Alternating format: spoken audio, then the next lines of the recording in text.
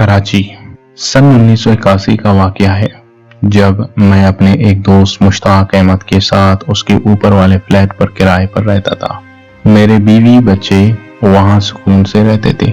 मैं कसाई का काम करता था, मेरा दोस्त मुश्ताक परचून की दुकान चलाता था और बाकी अपनी आबाओ अजदाद के जमाने के मकानात जो अब उसके नाम पर तय का किराया वसूल करता और अपनी जिंदगी बेहतरीन अंदाज में गुजारता। इसके बच्चे प्राइवेट स्कूल में ज़ेर तालीम थे, मेरे बच्चे सरकारी स्कूल में पढ़ते थे। क्योंकि मेरे पास इतना पैसा नहीं था कि मैं अपने बच्चों को प्राइवेट स्कूल में दाखिल दिलवाता। मुश्ताक की बीवी के पास अच्छे ज़ेवरात और पहनने के लिए बेहतरीन कपड़े मौजूद थे, जिनका तज़किरा अक्सर मेरी बीवी मुझसे करती और अपनी किस्मत को कोसती रहती और मैं उसे चुप कराते हुए कहता कि अल्लाह पाक रहीम और करीम है, वही राज़िक है, इंशाल्लाह हमारा भी वक्त आएगा। मेरी बीवी बहुत खूबसूरत, उसकी सहेलियां अक्सर औकात उसे कहती कि इतनी खूबसूरत तो आपको एक महल में बादशाह के साथ होना चाहिए था, मगर बदकिस्मती से आप एक कसाई के घर में बड़े गुर्बत की जिंदगी गुजार रही हो। मगर मेरी बीवी उनको ठाल कर कहती कि नहीं, मैं बहुत खुश हूँ अपने शौहर के साथ। मगर मेरी बीवी के दिल में यही चीज जगह बना रही थी, उसे उसकी खूबसूरती का जिन अंदर ही अंदर से बेदार कर रही थी कि कसाई का घर मेरा घर उसका असल घर नहीं है। मैं रोज सुबह काम के सिलसिले में अपनी दुकान जाता और फिर मगरिब की नमाज के बाद घर आता। मेरे बच्चे सुबह स्कूल जाते और बाद आज दोपहर मस्जिद कुरान पाक सीखने जाती थी। मेरे बच्चे 4 साल से 11 साल की थी। एक दिन मैं घर आया तो मेरी बड़ी बेटी ने मेरे साथ रात बैठने की जिद की, जब मैं दुकान का हिसाब और किताब देख रहा था। मेरी बीवी बाकी बच्चों को लेकर दूसरे कमरे में सो गई। कुछ देर गुजरने के बाद मेरी बच्ची ने मुझे मुखातिब करते हुए कहा कि बाबा, मैं आपको एक बात बताना चाहती हूँ, आप अम्मी से मत लड़ना। मैं हैरान हो गई, यही क्या मामला है? फिर मुझे लगा कि शायद ऐसी वैसी बात होगी।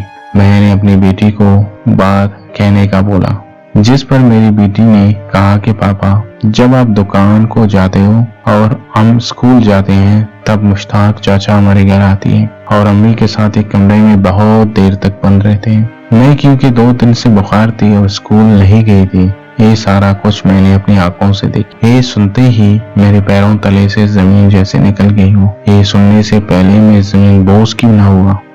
ये अंबर मुझ पर गिरता और हम सब बर्बाद होके मर जाते। मुझसे बहुत कुछ न बोला गया, मुझसे कुछ न बोला गया। मेरी बेटी जाके सो गई, मैं पूरी रात न सो सका। वहाँ बैठा रहा यहाँ तक कि मुर्गे ने आजान दी और पास के मस्जिदों से भी आजान की आवाजें मेरी कानों पर पड़ी। मैंने जाकर नमाज अदा किया और घर आया। बीवी ने चाय पिलाई। मैंने दुआ की, या अल्लाह ज़हर हूँ, मैं कत्ल हो जाऊं, मर जाऊं। इसी पल मैं सोच रहा था कि अगर खुदकुशी आराम न होती, मैं इसी पल इस फानी दुनिया से कूच कर जाता। खैर, मैंने बच्चों को स्कूल भेजा और खुद काम के बहाने घर से निकला और दुकान खोला और देखा कि मुश्ताक आया, दुकान से गोश्त खरीदा और अपने घर की तरफ रवाना हुआ। मैंने अपने छोटू को दुकान संभालने को कहा और चुपके से मुश्ताक के पीछे जाना शुरू किया। मुश्ताक अपने घर गया और घर से निकलकर इधर उधर देखा और सीधा मेरे घर में दाखिल हुआ। मैं जैसे मर रहा था, मेरी आंखों में आंसू थे।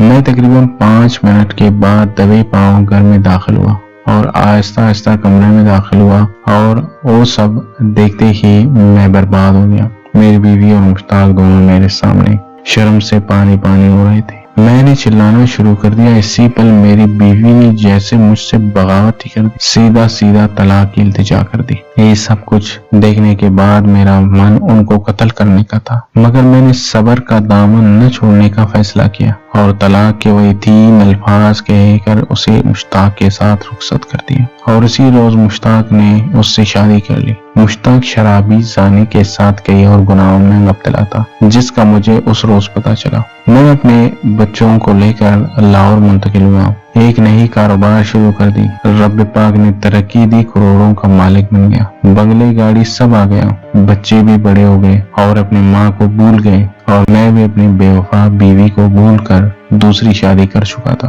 एक दिन हम सब घर के सेन में बैठे हुए थे कि घर के दरवाजे की घंटी बजी और मेरे बेटे ने जाकर दरवाजा खोला और दौड़ते हुए आई और बोला, अब्बू अब्बू, अम्मी आई है गेट पर। मैं हैरान रह गया। اتنے میں وہ خود اندر آئی، جس کی حالت دیکھ کر مجھے ترس آ رہا۔ کپڑے پٹے ہوئے تھے، اتنی لاغر کہ چلنا مشکل، اور خوبصورتی بدصورتی میں بدل چکی تھی۔ میں نے چلا کر کے کہا، آپ نے اس گھر میں قدم رکھنے کی کوشش کیسے کی؟ جس پر اس نے روتے ہوئے مجھ سے کہا کہ میں اپنے بچوں سے ملنے آئی ہوں۔ پھر میرے دل میں اللہ پاک نے رحم ڈالا اور میں نے اسے بچوں سے ملنے دیا اور کہا کہ ملنے کے فوراً بعد یہاں سے نکل جاؤ۔ وہ بچوں سے ملی اور کہا کہ مشتاق نے مجھ سے شادی کر کے مجھ پر ظلم کے پہاڑ گرائے، شراب پی کر مجھے مار۔ وقت گزرتا گیا، مشتاق نے اپنی ساری جائیداد فروخت کر دی، دوسری بیوی کو بچوں سمیت بے گھر کر دیا۔